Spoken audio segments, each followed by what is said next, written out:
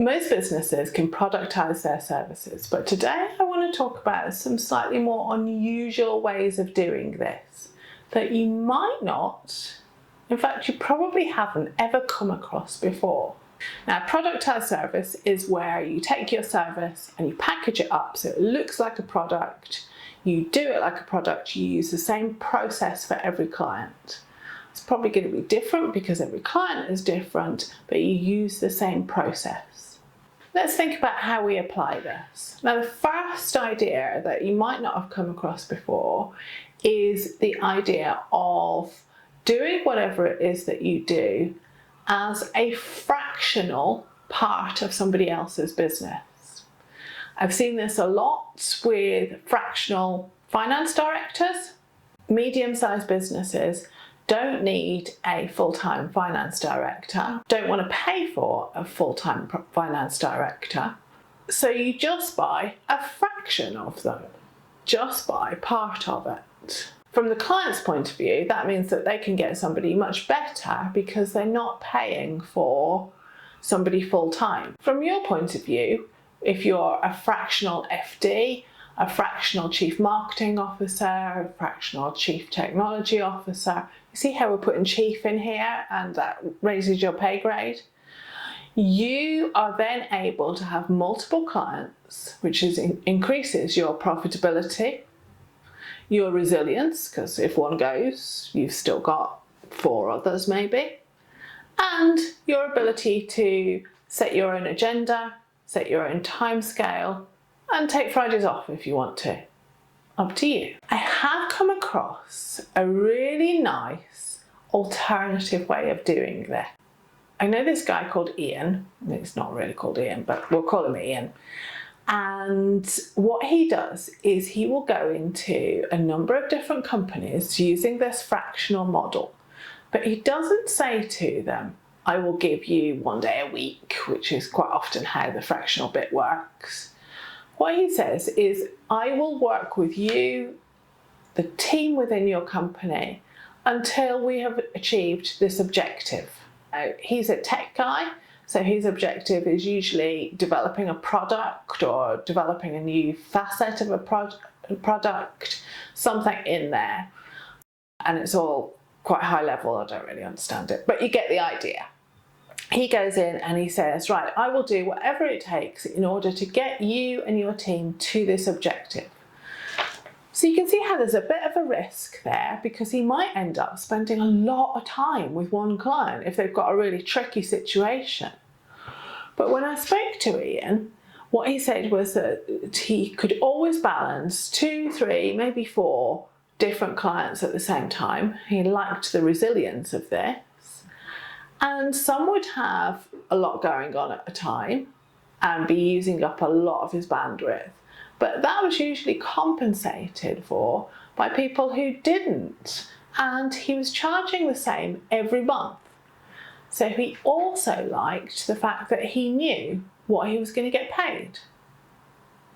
And what he was going to get paid was at a nice level because he was going in as a fractional CTO for mid-sized companies and selling at his expertise at a very high level. So it worked pretty well for him. Have a think. One of the drawbacks of productized services is that they are not as scalable as other standalone products because we always come across this limit of how many hours there are in the day. Now, you can get around this by introducing other people to do the services for you, but if you're primarily selling your time, which is what I did for all of those years with my coaching business, there is just a limit on how many people you can take on. I've come across one productized service, which is more like a standalone product. There is less of you in it. In fact, I think that once you've set this up, you could probably outsource or delegate most of the actual time involved in doing the service quite easily. This is a matchmaking service. Now, this is something that I'm going to be setting up for one particular aspect because I get a lot of founders coming to me and saying, this is great, Julia, all the advice that you give, But what I could really do with as well, or now that I've finished working with you, I could really do with being in some sort of mastermind or entrepreneurs group or accountability group. And do you know how I'll find that?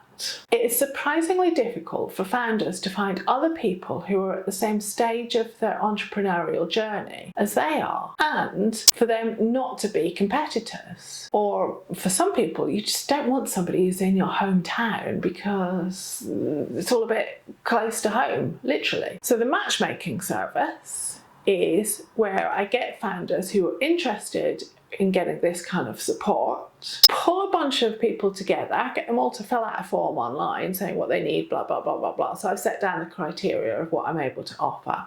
And then I match them with other people, set them up. I don't go and facilitate the group. I'm not there. I just put them together, give them a guide to how to have effective mastermind, accountability group, whatever you want to call it, entrepreneurs groups, and how to get the most out of it. And then it is up to them. Like a wedding matchmaker, I just charge for introducing people at the beginning. The responsibility for making it work is up to them. I think this could work with a number of different things. The romance market is the obvious one. Maybe after all of these automated dating apps, etc., there's a place for high-end, really intimate matchmaking services done by a human being. But there are many other things where people just need somebody else to do that. Have a think about how matchmaking could apply to you and your business and could solve some problems for your customers. I'm quite fascinated by this one, and I think it has a number of different permutations. I've just got the tip of the iceberg with that one. One of the things that came up for me when I was researching all of this were the number of products where you didn't need to talk to clients. And I thought of quite a few people that I've worked with who that is not their first love. They don't particularly want to be having contact with clients and taking clients on a journey. Some people really love this, and that's the fulfilling part of it. That's kind of part of the coaching process for me. But for some people, you just don't want to talk to them. So I came up with a few different product formats where you don't need to talk to clients. And this might be you're introverted, you're busy, you're in a different time zone to your clients, so you can't, it's not easy to talk to them. You're selling from Australia, but your target market is the US, lots of people in that situation, and vice versa. So whatever your reason, have a think about these ones.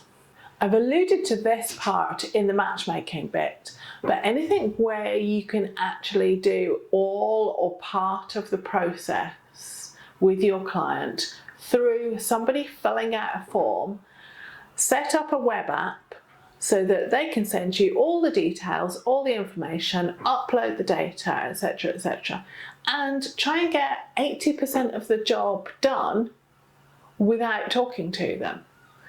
This could work for legal services where I've seen it. It could work for web development. It could work even for design. And it doesn't have to be low end. Sometimes when something is very much appears to be automated or doesn't have that hand-holding bit quite so overt with it because you don't want to talk to them, then we think that that must be cheap and cheerful. But it really doesn't have to be. This could be for fairly high-end stuff as well. So you get them to send everything over, do quite a lot of the work.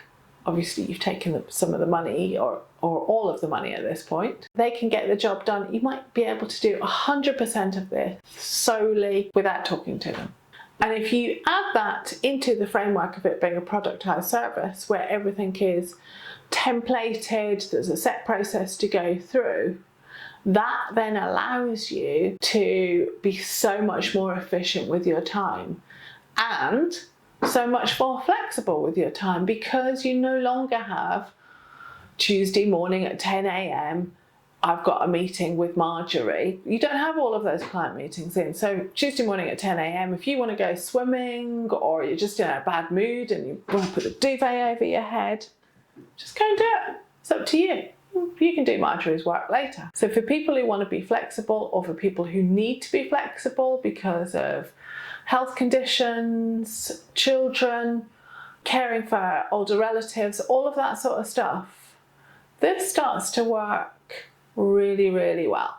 I also came across a very specialised version of this. I don't know whether you've come across the idea of roasting. So roasting is where I might get somebody to roast my hairstyle, and I would get a group of my friends together, or it's a young person's thing, a group of young people, and they would give me feedback on my hairstyle, but it would be quite full on. They'd be like, it's too long here, Julia, you've got this flat bit here, whatever it is.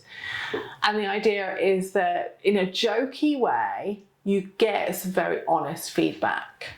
And I've seen this applied to website design, other sorts of design, people's videos, certainly for content creation. But I've also seen it as the starting point for much deeper projects around brand transformation. And I imagine that you could probably do it for quite high-end tech stuff as well, such as digital transformation. Now, this isn't for everybody. It wouldn't be for me, for sure, because I'm just too nice. But for some people, this could be a really good point of differentiation. Want to learn more about the art of productizing your expertise? There are new videos here every week. Here are a couple of good ones to get you going.